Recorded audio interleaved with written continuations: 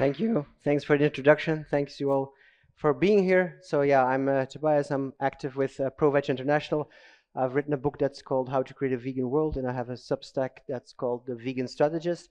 And me and my girlfriend also run a small animal sanctuary in Belgium, where we're happy to welcome you, and you can stay there in our forest cabin among the animals. I might say some controversial things in this talk, some things that might be triggering to people. I don't know how trigger happy you are. But so just as a heads up to show my credentials, I've been vegan for the animals for 25 years. I only want good things for the animals. I believe that what we do to animals, together with Yuval Noah Harari here, is the biggest crime perhaps in history. And I believe we have to create a vegan world to solve that problem. So there. Hope you trust me now. So I'll talk about, first of all, where we are, which is a bit the depressing part of the presentation. Then we talk about football. Then we talk about ignoring the rock, and I'll explain what that is in a minute.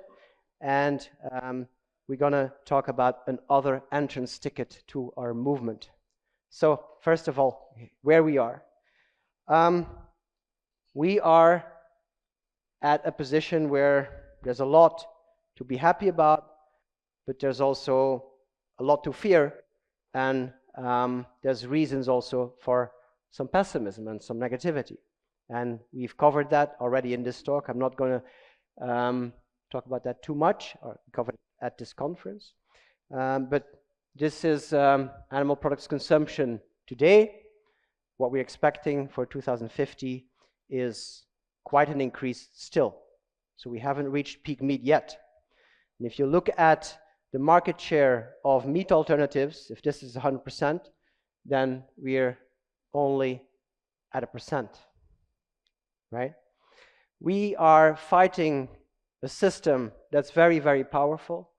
And I've never seen, in the 25 years that I have been active in my career, I've never seen so much resistance, so much organized resistance by the powers that be. And they are responsible for all kinds of initiatives that counter us, like, for instance, in America, also in Italy, for instance, a ban on cultivated meat. We are dealing with new media and horrible influencers who are against us. I don't know if you've caught anything of Elon Musk on the Joe Rogan podcast saying that you can just eat as much meat as you want because cows don't do anything for climate change. That's the thing that people hear, and that, of course, they love to hear. They hear that they don't have to change, so it's very easy to spread these messages and find a big appeal. And there is apparently maybe a slowing appetite for meat substitutes and for the change that we all want. There's people holding up their blindfolds and not wanting to see what we have to tell them. And if you look at the numbers, there are signs of veganism not really increasing, but sometimes even maybe decreasing. It's hard to say because the numbers are so low. And we have to fight all of that. We have to wage our fight with a very tiny budget. Just to put this in perspective, it's Lizzie who told me this. If you look at the budget of one organization, one huge organization called UNICEF, which you all know, $8 billion, our entire movement worldwide for farmed animals is about $300 million. So that's the means that we have. This is not to say, of course, that UNICEF has to have less means, but just to put this in perspective. So how do we get to the vegan world? Some things about strategizing and thinking about strategy. There's two mistakes we can make about strategies. The first one is to say that there is only one right one. I think maybe you know people in the movement who think this is the right strategy, this is what we should do, all the rest is bad. That's obviously wrong. This problem is way too complex for there only to be one strategy that works, so that is the right one. But the opposite of this idea or of this mistake is also a mistake. What is the opposite? Yeah, all strategies are good. We're all equal. We have to try everything. To some extent that might be true, but to another extent we know some things about what works and what doesn't, and we should do the things that work best. And also in terms of considering strategies and concerning alternatives to what we are doing, I think in general we should have a non-dogmatic attitude. Dogma is very dangerous. Dogma prevents us from improving, right? And I see a lot of dogma still in this movement. We have to be open-minded about what works, what can work, and curious. I think that is the healthy attitude. My theory is steeped in pragmatism. Pragmatism is one stance that you can take. Pragmatism is about what works, right? As opposed to what are the rules of our system, what is our ideology, what orthodoxy must we follow. I just look at what works. And I try to always imagine myself in the position of the animal, looking at us, looking at our movement, and trying to assess what she is thinking about what we are doing. Is she happy? Is she despairing at our infighting? How is she looking at us? All right, so next to football. Who are these people? Anybody from here? Yes, this is Manchester United and Manchester City. Two teams, right? I don't know much about football, so I find it very boring. I'm not going to say much. I might make mistakes about it here, but what I want to say is that these different teams, both here in Manchester, they have their own supporters, and apparently this situation is very tribal, right? This is like, I'm not going to say a matter of life and death, but yeah, these people are really diehard supporters for their teams, and supporting their team is part of their identity. There is a strong identity about being a Manchester United or a Manchester City supporter. And what is this identity for? Well, the identity that is built up through the t-shirts and the flags and myths and legends and all kind of stories, that identity helps to create loyalty and to create a feeling of belonging, right? Now we're almost done with football. This is another group of people, not the soccer supporters, but this is the animal rights people, the animal freedom people. This is us. And we are also building an identity, and this identity builds loyalty, it builds belonging, commitment, stability. It helps us to be in this movement, to be effective maybe, to be here for a long time for the animals. So soccer players and animal rights activists. There are some similarities. There is one big difference. What's the big difference? Apart from the fact that we are doing something useful and they're not. I like to be very judgmental about soccer, as you can see. Yes? Not hedonistic? Yeah, you could say that. What is your opinion? Critical of what? Of toxic masculinity, yeah. Yeah, that's all good. I think the main difference here is this guy is not really to convince anybody. He's not trying to get the other supporters to join his team. That's not the way this is done. This is my team, this is your team, we fight, it's fun, right? But I'm not going to convince you to join my team. That's our business, right? That's what we're trying to do all the time. We're trying to get the meat eaters to join our team. And so there are two opposing forces at work here. At one side, there's the strong identity that we have and that is useful for us. But there is also the desire to be inclusive and to get more people to our side, right? But to some extent, again, there's tension between these two things, and inclusion relies on exclusion. And the stronger our identity, the less empathic we might be toward the outgroup. I think you know that. So I'll come back to this. What I want to talk now about is this inclusivity, this inclusion. How inclusive are we as a movement? How diverse are we? And this is the thing. This is the political spectrum from the left to the right. And you could frame that in different ways, and maybe left-right is too simplistic, but it serves for the purpose. And I think we've been very inclusive, but only on that side. Yesterday, somebody asked me, do you see any big gaps in the movement? Well, there's your gap. We have been ignoring the people right of center to a very large extent. And just before you shoot me, I'm over there. Okay? So we have been ignoring them, and I think that is at our own peril. Why have we been ignoring them? Several reasons. They believe in nasty things, right? The liberation movements, and we are a liberation movement, there's something for the left. The right doesn't have anything to do with that. We don't need them. People say, like, for instance, this or that social justice movement, or these or those social justice aims that were achieved without the support from the right. We can do this. We can do this only with our leftist progressive people.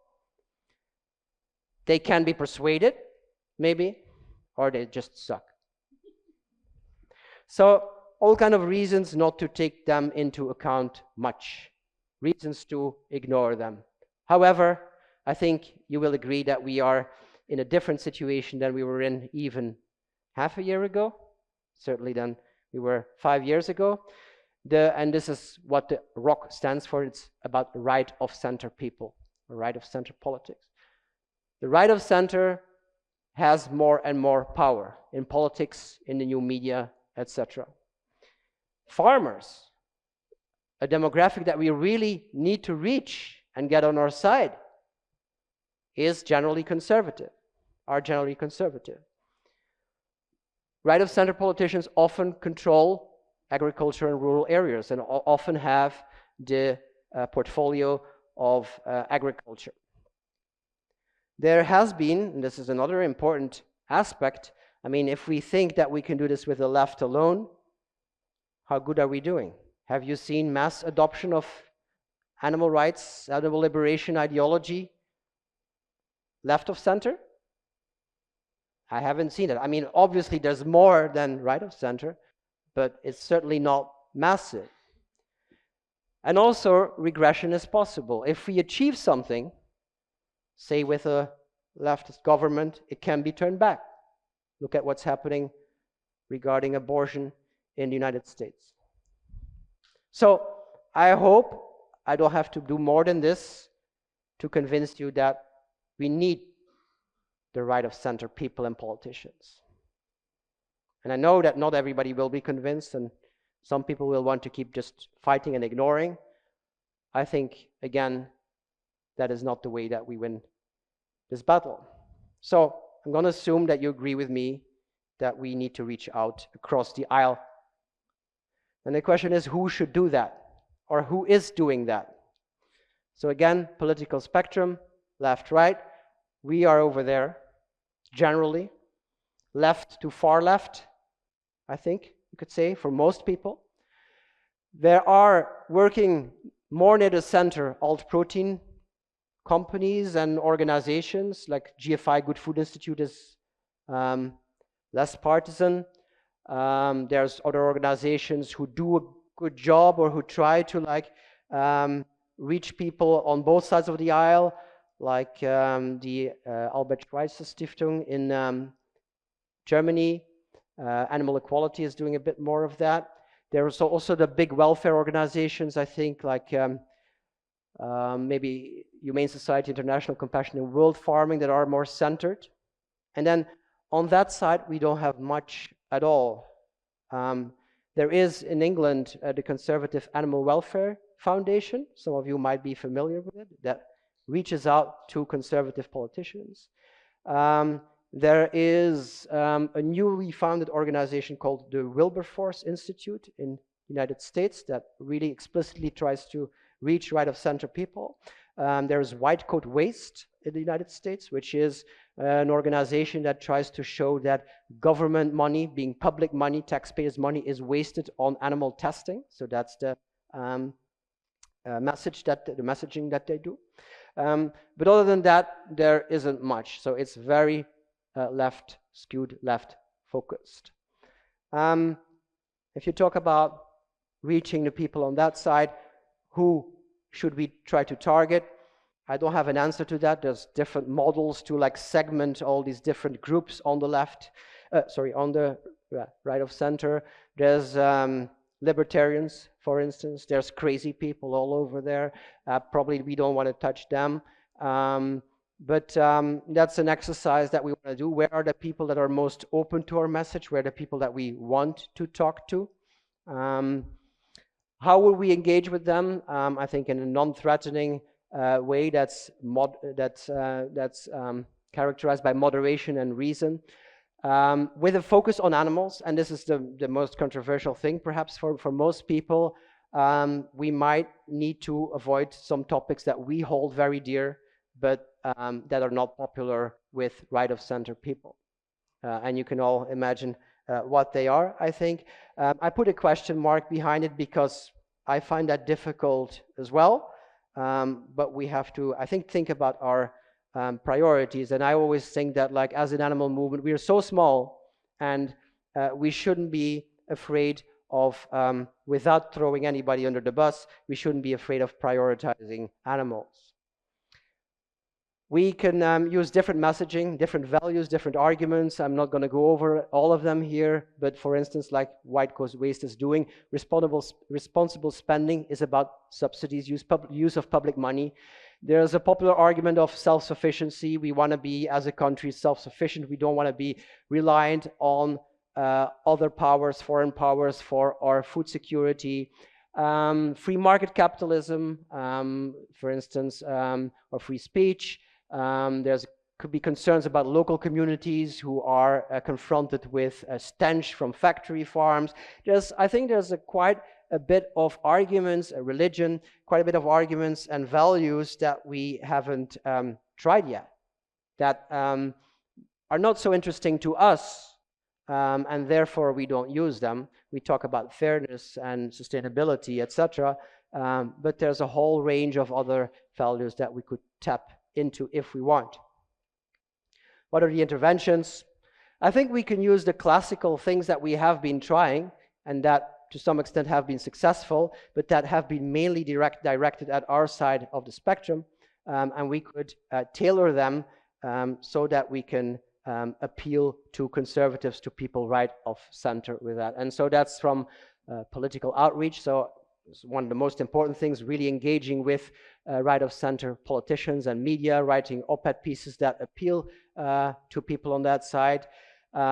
Think tanks that develop materials, and Conservative Animal Welfare Foundation has been doing that. Materials that, again, appeal to the right-of-center. Could be community building, going into schools and to universities that are maybe more right or center focused, and reach students there and find new talent there. Public campaigns with conservative influencers, etc.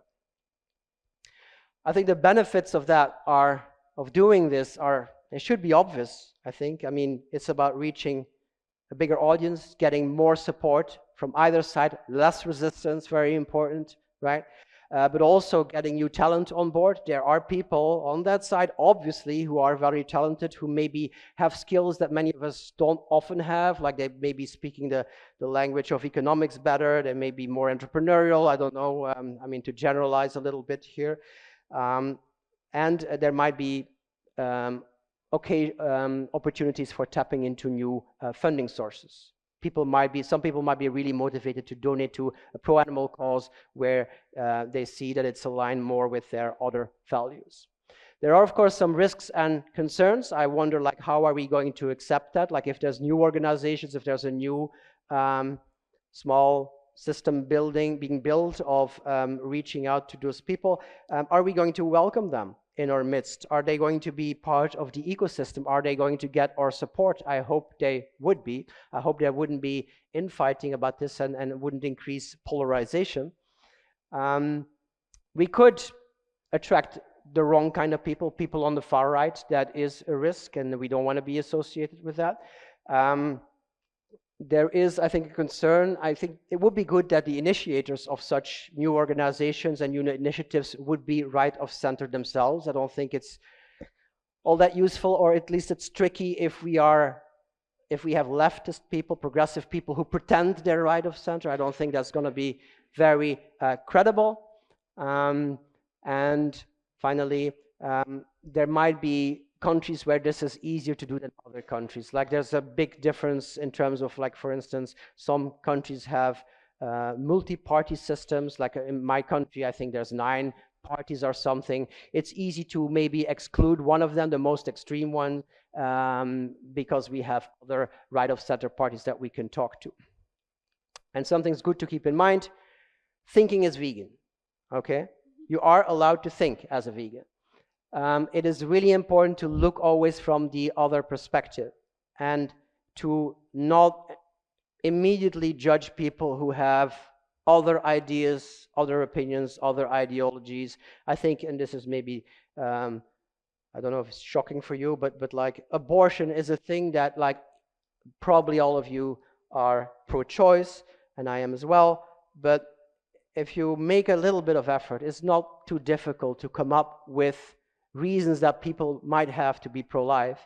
And thinking about that for a second just helps you to be more tolerant and open towards those people who disagree with you. You don't immediately have to say, like, oh, stupid, whatever, and whatever. So being open-minded, looking from the other perspective is really important. I think we can also distinguish between beliefs and ideas on the right that we find really damaging, that are really bad, versus the ones that we just don't get. I mean, there might be ideas about authority and purity and things like that, yeah, for us it's irrelevant, but for them it seems to be relevant. We can try to respect that, while other values we don't have to respect. Yes, I have 5 minutes. And finally, it's not for everyone. If you don't want to participate, if you feel better at not engaging with that at all, that's also fine.